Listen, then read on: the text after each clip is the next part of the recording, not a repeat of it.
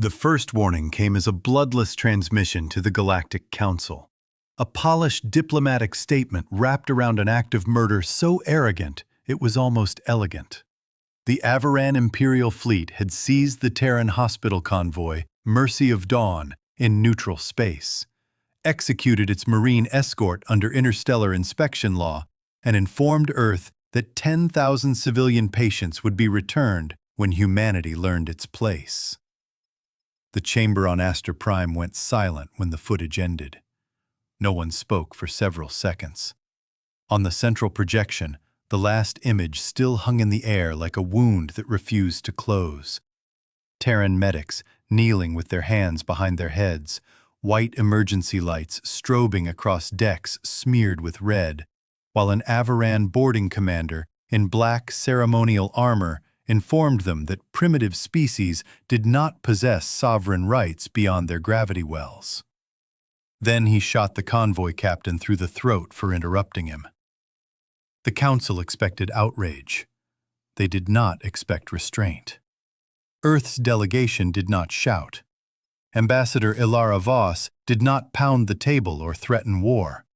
She rose slowly, pressed both hands against the polished rail before her, and asked one question in a voice so controlled it made half the chamber lean forward to hear it. Are the hostages alive at the time of this recording? The Avaran envoy, Lord Censor Thalek, smiled with all the confidence of a civilization that had ruled trade lanes for 300 years. His species was taller than humans, armored in natural bone plating along the neck and shoulders, with silver ocular membranes that made every glance seem contemptuous. He spread his clawed hands in theatrical patience. Some of them, he said. The Empire is merciful when corrected promptly. A stir passed through the chamber. Ilara Voss only nodded once. Then let the record show, she said, that the Terran Union has received confirmation of an unlawful seizure in neutral space, the execution of protected personnel, and the holding of civilians under coercion. Let the record also show that the Empire was given an opportunity to deny it. Now Thalek's smile widened, because this was the performance he wanted. He turned, letting the cameras catch the glittering insignia of imperial authority across his mantle. Deny it? We are announcing it. Humanity has mistaken tolerance for equality. You were admitted to council markets because you were useful, not because you were peers. You industrialized quickly, yes. You copied, traded, adapted. Admirable traits in a labor species. But now your fleets stray into lanes governed by powers older than your language. You field steel-hulled relics and kinetic artillery as if this were still a planetary war. Primitive minds cling to primitive weapons.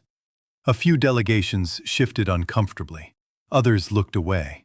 Everyone knew the truth underneath the insult. Humanity was new to interstellar politics, and new species were expected to swallow humiliation until they learned the balance of power. Most did. Some disappeared. The Council liked to call it civilization. Ilara Voss looked not at Thalek, but at the Council dais. The Terran Union requests immediate censure of the Avaran Empire, full sanctions, return of all survivors, and joint inspection of the captured convoy. The High Arbiter hesitated, and in that hesitation, the whole galaxy revealed itself. Avaran influence ran deep. Their fleets guarded 3 hyperlane choke points. Their shipyards supplied half the member worlds.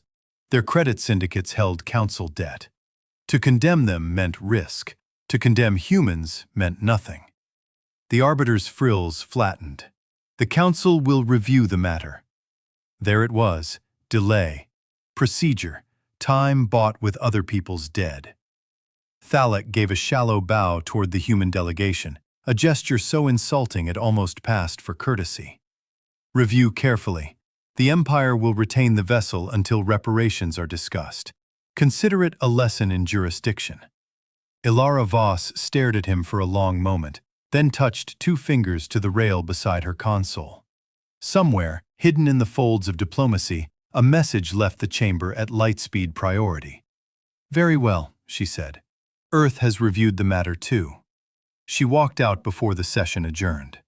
Across known space, analysts expected panic on Terra, emergency mobilization, furious speeches, markets crashing, border stations reinforcing. Instead, Earth went quiet. That frightened the old powers more than any declaration could have. Commercial traffic around Sol was rerouted with bureaucratic precision. Civilian networks were throttled. Orbital elevators shifted schedules. Lunar foundries increased output without public explanation. Decommissioned naval yards lit up for the first time in decades. Freight contracts disappeared into military black channels. Retired captains received sealed summons. The old red and black readiness sigil, unused since the Jovian secession wars, appeared for exactly 9 minutes on encrypted defense grids and then vanished again. Most alien intelligence services missed the significance. They were trained to look for heat spikes, emissions signatures, dramatic movement. Humans understood camouflage differently. Their mobilization looked like logistics, because to humanity, logistics was war by other means. In the Council archives, buried under a century of strategic theory dismissed as species-specific paranoia, there was an old Terran doctrine few xenoscholars had bothered to read. It had been translated badly, filed under archaic military culture, and mocked in war colleges across 6 sectors. The title was simple: If deterrence fails, end the enemy's confidence first. 3 days after the council session, the Mercy of Dawn drifted into the Aster Prime system on automated approach, empty of life. Its hull had been cut open and resealed in dozens of places. Its medical decks were burned. The gene vault was missing. Every patient, every medic, every orderly, every child in cryotherapy was gone. On the main ward bulkhead, written in human blood and translated by the ship's systems for all who found it, were the last words of Captain Imani Reyes. Tell Earth they boarded a hospital ship. That message reached Sol before the news feeds did. At 0214 Coordinated Terran time, the Assembly suspended debate and transferred executive authority to Naval Command under Article 9. At 0219, every active-duty fleet received a sealed operational key. At 0226, the 1st, 3rd, and 7th Terran fleets were declared non-public assets. At 0231, a single diplomatic packet was transmitted to the Avaran throne world, the council chamber, and every major government in charted space. It contained no threat, no demand, no rhetoric, only a casualty list. Then Terran ships began to disappear from every registry that tracked them. The Avarans laughed at first. Their analysts described human vessels as over-armored, under-elegant, chemically propelled bruisers that sacrificed efficiency for redundancy and raw mass. Terran ships were famously ugly. Their hulls were thick, their silhouettes brutal, their doctrine obscure. They carried spinal kinetic accelerators long after most powers had switched to coherent plasma lances and gravitic shear arrays. They layered point defense in absurd quantities. They were built to keep fighting when cleaner vessels would have become drifting sculpture. Primitive, Avaran admirals said. The word spread through Imperial channels with cheerful contempt. Then Outpost Seraph went dark. Seraph was not important by itself. A listening station in the Vera corridor, manned by 200 personnel and guarded by a destroyer screen. It sat near one of the hyperlane approaches into Avaran-held space. Its blackout was first attributed to a reactor accident, then to a comms failure, then to a data error, until a courier drone arrived under manual deadman protocol and dumped its sensor logs directly into Fleet Command. The footage lasted 19 seconds. Nothing visible on thermal. Nothing on standard gravimetric arrays. The picket destroyer turning to investigate a ghost echo. Then the first impact. No beam flare, no warning lock, Just a hypervelocity slug from beyond expected engagement range, punching through the destroyer's engine section so hard the vessel bent around the wound before it exploded. The second shot hit Seraph's command spine. The third and fourth walked through its docking ring. Then the sensor mast recording the event vanished in white static as fragments moving faster than prediction shredded the station from the outside in. The attack vector made no sense. No fleet had been seen, no emissions spike, no jump signature, no boarding action. Just violence arriving from the dark with mathematical precision. Avaran Command classified the logs. 2 hours later, Relay Bastions suffered the same fate. Then convoy node Kelt. Then a munitions tender near the Heron Fold. Not conquered, not occupied, erased. That was when the Empire finally understood it was under attack. High Admiral Serac, commander of the Second Imperial Response Armada, assembled a pursuit group of 62 capital ships and issued a broadcast intended as a public humiliation. "Terran raiders," he announced. "You skulk like debris and strike like vermin. Stand in open battle and be corrected." The reply came not from a diplomat, but from an unidentified Terran naval frequency routed directly into his flagship bridge. "We were in open battle when you boarded our hospital ship." The line went dead. Serac found the enemy 12 hours later in the Thren expanse. Or thought he did. Long-range scopes caught a Terran task force running dark along the edge of a dust belt. 8 cruisers, perhaps 12 escorts, all moving on brute force drives rather than slipping deeper into the lane. It looked clumsy, desperate, human. Serac ordered pursuit. His officers warned the dust belt was sensor hostile. Serac ignored them. Imperial ships were superior in maneuver, superior in energy projection, superior in tonnage. He would corner the Terrans against the debris field and burn them down before the Council could even convene another emergency session.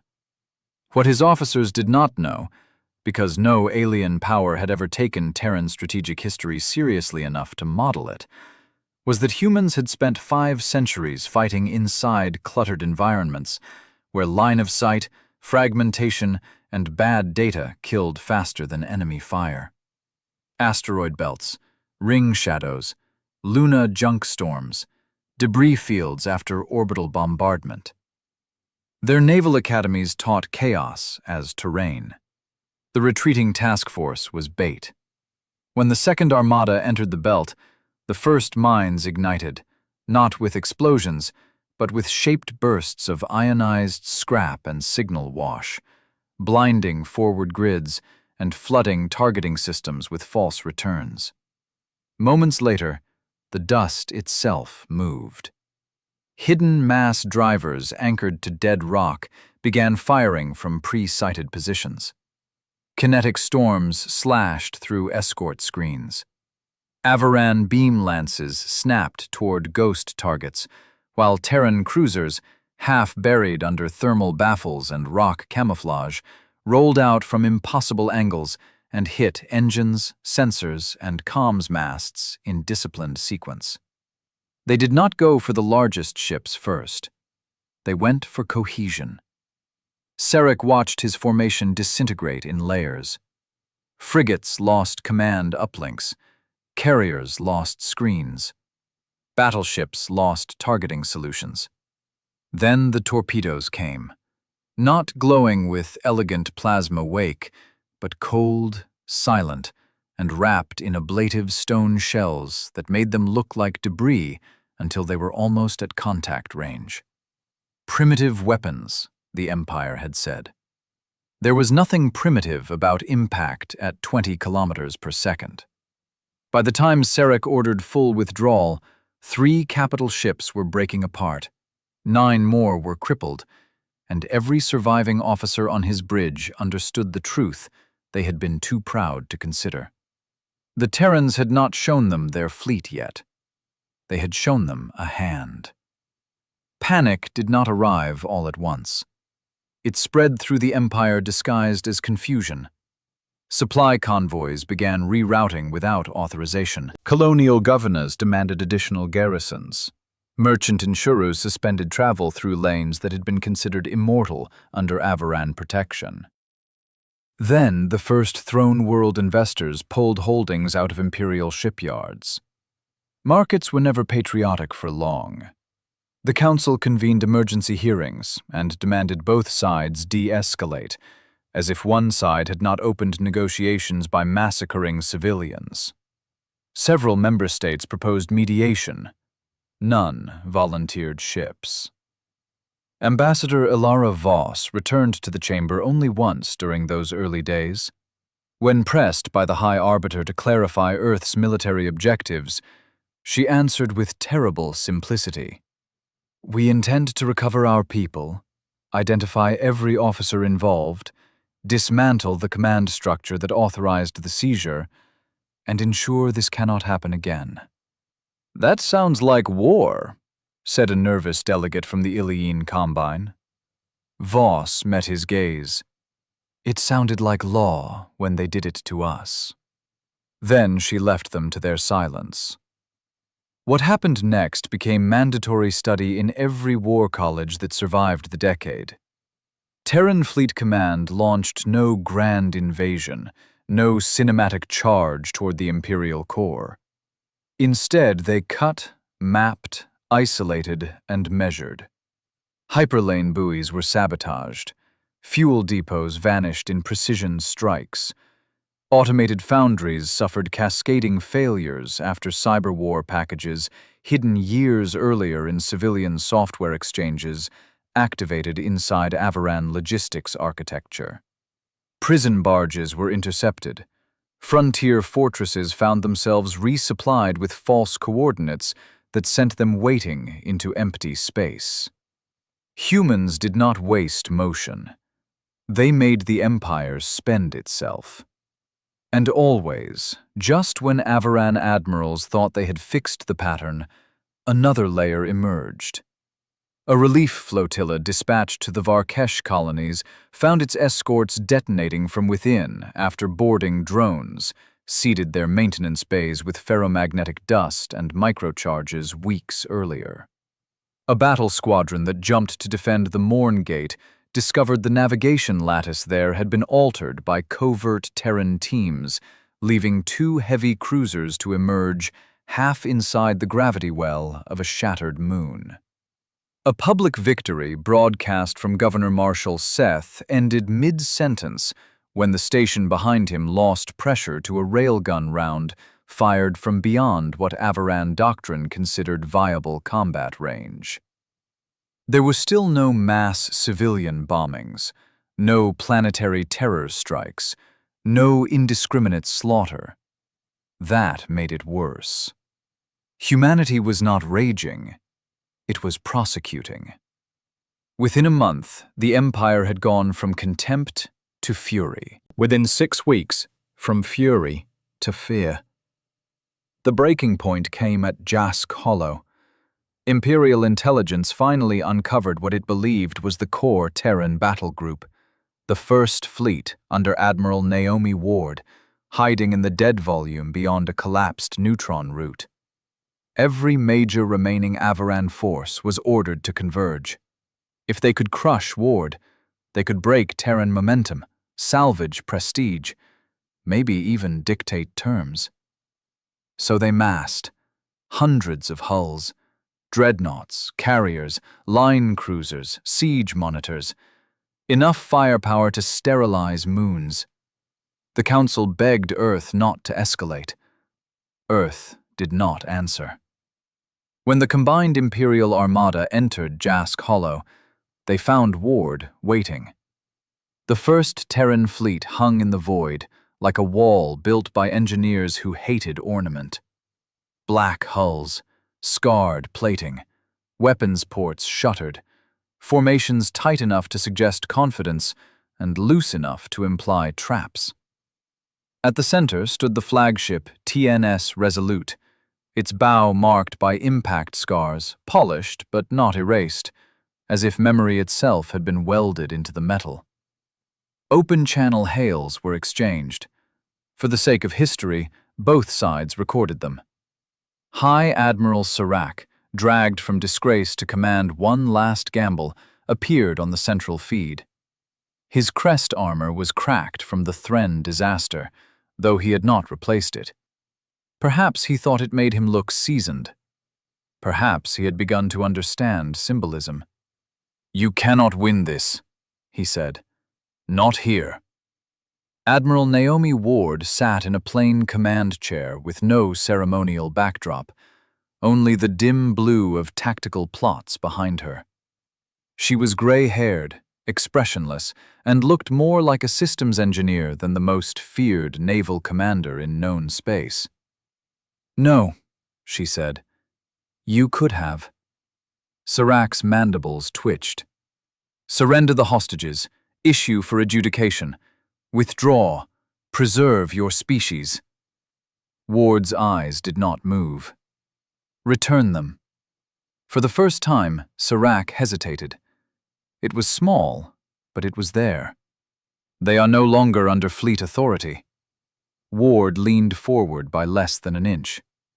"Then this is not a rescue operation anymore." The channel closed. What followed lasted 2 hours and shattered an empire. The Avaran armada opened first, flooding the void with plasma lances and gravitic distortions sufficient to cripple lesser fleets. Terran formations split with impossible timing, not evading as much as preempting, as if they had modeled the exact psychology of Imperial gunnery. Massive armored decoys bloomed from behind the first line, drawing fire. Drone screens expanded and collapsed in patterns that turned targeting computers stupid. Then the Terran ships fired. Not in a broadside, in a sequence. Sensor ships first, communications relays second, command carriers third. Every shot fed the next. Rail slugs, missile swarms, electronic attack, directed fragmentation clouds, decoy cascades, stealth corvettes emerging from wreck shadows to gut already blinded cruisers at knife range. The first fleet fought like an organism with too many hands. And then the real weapon revealed itself. For decades, alien observers had mocked the mass of Terran hulls, the oversized reactors, the ugly reinforcement along their spinal frames. They assumed humans were compensating for technological inferiority with brute engineering. They were wrong. The reinforcement existed because Terran capital ships were built to survive firing weapons no sane navy would mount. When the Resolute and 3 sister battleships rotated 90 degrees and opened their ventral housings, Avaran tactical officers thought they were deploying hangars. They were not. Humanity had taken the ancient principle of the railgun, scaled it with fusion buffering and superconductive compression, and turned entire warships into recoil-managed siege accelerators. Their spinal weapons did not hurl shells. They launched dense ferro-tungsten lances at fractions of relativistic combat tolerance, each slug surrounded by sacrificial smart casings and course-correction microbursts designed to survive interception attempts long enough to matter. The first lance crossed space and struck the Imperial flagship Crown of Vare amidships. There was no dramatic explosion at first, just a hole appearing too fast for the eye to understand, followed by the back half of the ship leaving in a spray of atmosphere, molten armor, and bodies. The kinetic bloom continued through the vessel behind it and broke the spine of a third. 3 capital ships died from one shot. On the Council live feed, diplomats forgot to breathe. Across the battlefield, panic finally won. Imperial formations began to break, not retreat in order. Break. Captains turned early. Screens abandoned carriers. Gunnery crews fired blind into debris and friendly silhouettes. Admiral Ward pressed with the cold patience of a species that had already crossed its emotional threshold weeks earlier. The hidden human doctrine was suddenly visible to everyone. Never answer arrogance with theater when annihilation will do. Humans did not need to be the strongest species in every category. They needed only to decide that the cost of violating them would be unbearable, and then prove it with such finality that no one would test the equation again. By the end of the engagement, Jask Hollow was filled with drifting wreckage and distress beacons. The surviving Avaran ships scattered toward different lanes, many without command authority, some without life support, all without certainty. The Empire's myth of invincibility had not merely cracked, it had been made ridiculous. And still, humanity was not finished. From prisoner testimony, intercepted archives, and cracked fleet records, Terran intelligence pieced together the fate of the Mercy of Dawn survivors. Most had been transferred under secret order to the Black Facility on Darren Station, where Imperial bioweapons researchers intended to harvest human neural stress responses under vacuum trauma and invasive sedation. The patients had been selected because many were already medically fragile. Easier to lose, easier to deny. The Empire had not taken hostages, it had taken specimens. When that truth reached Admiral Ward, she diverted 2 entire strike groups without asking political permission. Nobody on Earth objected. Darren Station orbited a dead gas giant beyond mapped commercial lanes, protected by mine shells, defense lasers, and a planetary-scale jamming field built to hide things that law could not survive. It took the Terrans 11 minutes to dismantle all of it. Boarding Marines cut their way inward through freezing corridors and sealed blast compartments, passing labs that had been purged in panic and data cores still hot from emergency wipes. They found cells, surgical theaters, cryobays, stacks of tagged body bags, records of procedure cycles, names, ages. They also found survivors. Fewer than Earth had hoped, more than the Empire deserved. Among them was a child from the Mercy of Dawn, 7 years old, sedated for a spinal regrowth treatment when the convoy had been taken. She woke in a Marine's arms, asking if the loud noises meant they were finally going home. The Marine could not answer for several seconds. When footage of the rescue reached the Council, no one spoke in defense of Avaran jurisdiction ever again.